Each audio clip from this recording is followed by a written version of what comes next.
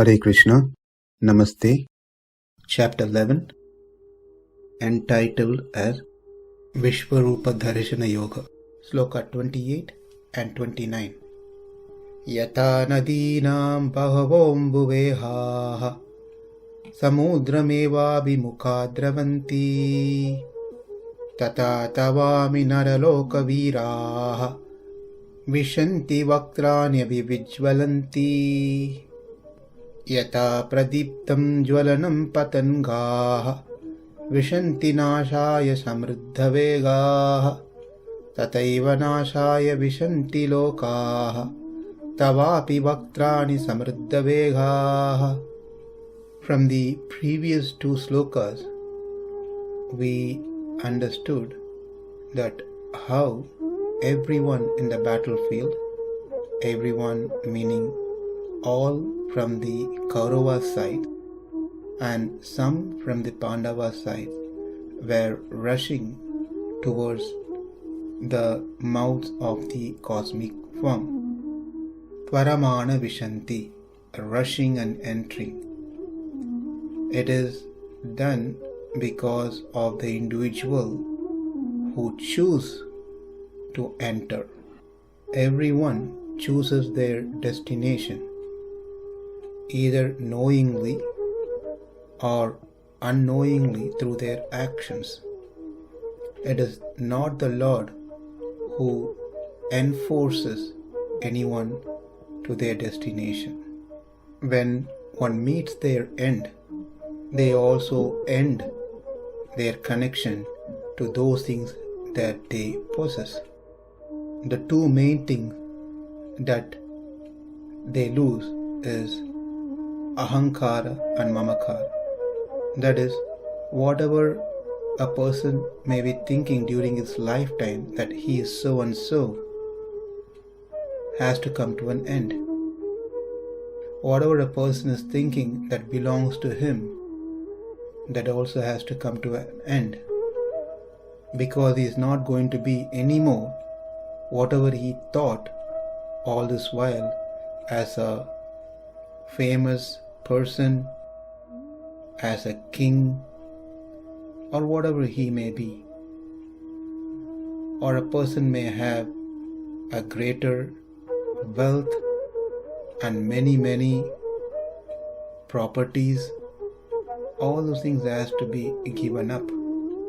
Therefore the message is, it is good to be prepared well in advance to give up ahankara and mamakara rather than being forced at the end. Also it is good to give up asevya seva, meaning rejecting false glorification of others to gain some worldly things. Rather, one should develop a habit of glorifying the Supreme Lord, because He is the only one to be glorified, no one else. Thirdly, one should not be hankering for aishwarya or kaivalya, meaning wanting to attain higher wealth or life, or wanting to enjoy one's own atma separate from God. And fourthly, abhasa bandhu, one should reject the worldly materialistic connection or relationship. Rather, one should have atma bandhus, the relationship that connects atma to atma and atma to paramatma. Having said this, now Krishna in these two slokas that we are going to see is giving two beautiful metaphors to explain the previous two slokas, how they were rushing towards the mouths of the Supreme Lord. One example is that the waters, the rivers runs towards an ocean. The second one is the moths rushing towards the fire. So let's see the word by word and then get into the details of these two metaphors.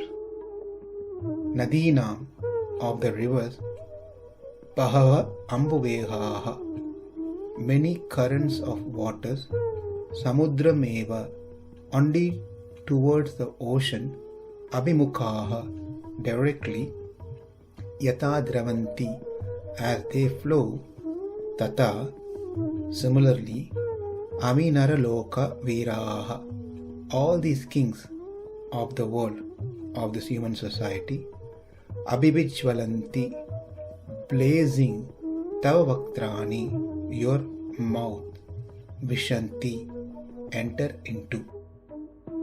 Pataṅgā, the moths, samṛddha-vegāḥ, with great speed, nāśāya, for own destruction, pradīptaṁ jvalanaṁ, blazing fire, yathā viśanti, as rush into, tathaiva, similarly or even so, lokās, the collection of kings, to samṛddha-vegāḥ, with increased speed, vaktrāṇi, into your mouths, nāśāya, for destruction, viśanti, or entering. As the many waves of the rivers flow into the ocean, so do all these great warriors enter blazing into your mouth. I see all people rushing full speed into your mouths as moths dash to destruction in a blazing fire. So the two examples that are given here, the torrents of water of many rivers rush straight into the ocean. Likewise, these heroes was here assembled in the battlefield, who control and rules the world, enter into your mouths. Even as the moths rush headlong to their destruction in the blazing fire, so do these warriors fast enter into your fiery faces, only to get destroyed, not for anything else. Acharyas have entered into these two metaphors in detail, comparing them with their similarities and differences, namely Baladeva Vidyabhushan, Ramanujacharya, and Swami Vedanta Desikan. Now let's see the deeper meaning of these two metaphors. The rivers flow into the ocean naturally without intentional effort, whereas moths consciously enter fire with intention. Likewise, some of the warriors helplessly faces their end, like Bhishma and Drona, whereas some of the warriors, by their demonic behavior, consciously enters into their destruction, like the moth. The river, once started, cannot be stopped, whereas moth has the ability to stop by its own effort, preventing falling into the fire. Unlike the river, which had no control to stop, these moths has control. Likewise, these Kauravas, if wanted, they could have stopped this whole event. But they didn't want to stop it. They wanted to be killed, for sure. The third point is, irrespective of whoever we are, whether we are low or we are great, whether we are rich or whether we are poor, whether we are educated or uneducated, whether we are born in a higher class family or lower one, whether we are good looking or not, irrespective of any condition that we are in, we all have to die one day. No one has any choice to make a decision on that one particular factor. So the point is, whether you are a materialistic person or a spiritualist, both have to die.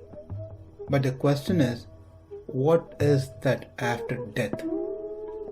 And again, that we can understand from these two metaphors. The river continues to stay as water. Likewise, the spiritualists, the devotees, they serve Krishna while they are in this world, living in this world. When they leave their body and when they return back, they continue to serve Krishna. So there's no difference now and after. Like how the river, the water remains water before coming into ocean, and after coming into ocean they still remain as water. Whereas the moth, that which comes into the fire, does not stay as moth. This represents the materialistic people.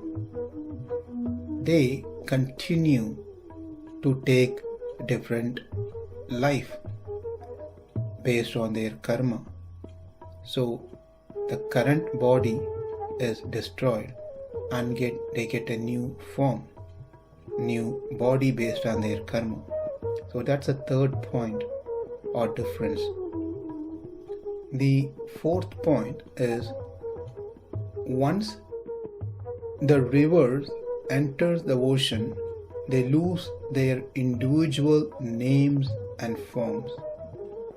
Names such as Ganges, Godavari, Narmada, and their descriptions like blue water or white water, they all ceases away. It is all referred to as just the ocean. Not that the rivers have perished, it is only us who can no longer see them apart. When the destruction happens, the living entity loses its material identity, the name, form, etc. But as the river remains as water, doesn't become something else, the Atma remains as individual Atma. But what they have gone through is Jiva Shamasti. Likewise, the material body goes into unmanifested state.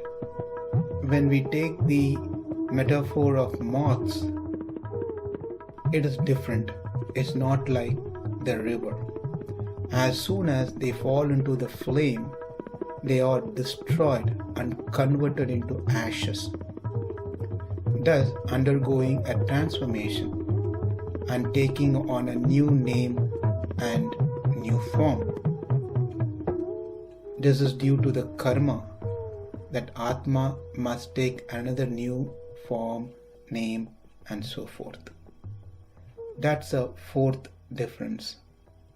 And the fifth difference is quite similar to the first one that we saw, intentional, unintentional, but there is a variation. The rushing current of water cannot stop its flow on its own. Similarly, Duryodhana and his people rushing to their destruction cannot stop their annihilation by their will. They are forced towards their destruction.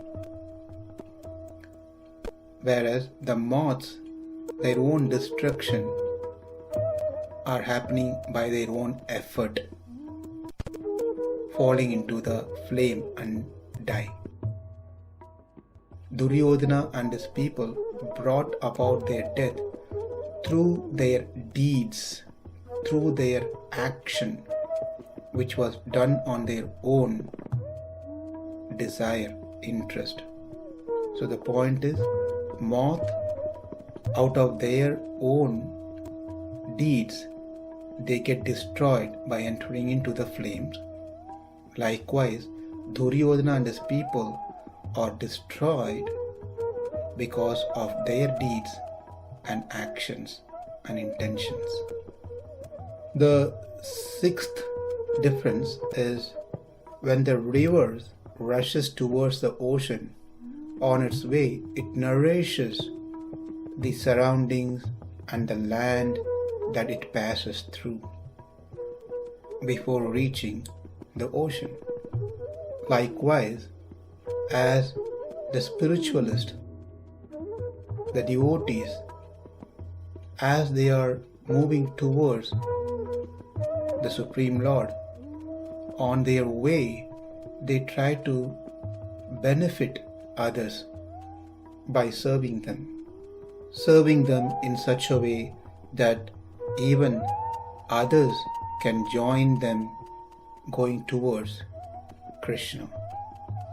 Whereas moths doesn't give any benefits to anyone on their way to enter the fire. They get killed. Of course, one good thing happens is by they getting killed, the dharma is re-established, the devotees are protected. But that is not the intention that they have as they enter into the fire. The seventh point to be noted is neither the ocean nor the blazing fire sends out any sort of invitation requesting either the river or moths to come in. It exists. The ocean exists as well as the fire exists, and it is just out of karma that everyone enters into these things. Because they enter, none of these things changes from what they are. However many be the rivers flowing into the ocean does not get filled, overflow into the land. In a similar manner, however many persons enters into the Lord still remains unfatigued, unchanged. He has place for all of them. And as the fire destroys the moths effortlessly, the Lord destroys the whole lot of people effortlessly and instantly. The ninth difference is, for the rivers, the ocean is the only ultimate destination, nothing else. Whereas for the moths, the blazing fire is optional. If it chooses, it can go some other place. Likewise, for the devotees who are surrendered, their only goal in their life, the only destination for them is the lotus feet of Krishna, nothing else. As the rivers has no other destination other than the ocean. the devotees have no other shelter other than the Supreme Lord's lotus feet. Whereas others who are materialistic, they have many goals, many places to go, meaning many devatas, many planets like Loka and other places that they can go. So they have choices.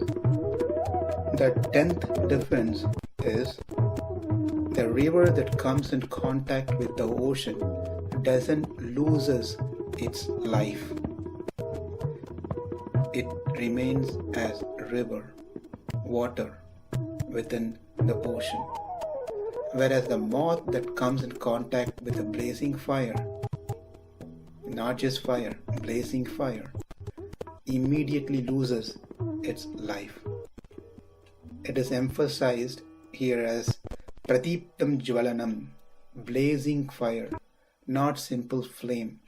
Because if it is an ordinary small flame, it can be put off by the swift movement of the wings of the moths. Therefore, that is not the case here. Because the fire is blazing, it will definitely destroy the moth. No question about it. Pradīptaṁ jvalanaṁ. Therefore, the moth that comes in contact with the blazing fire immediately loses its life. What it means is that those who come in contact with the Supreme Lord, their spiritual life continues to exist. Whereas those who choose to stay connected to the material world, their spiritual life is finished, like the moth which comes in contact with the blazing fire immediately loses its life.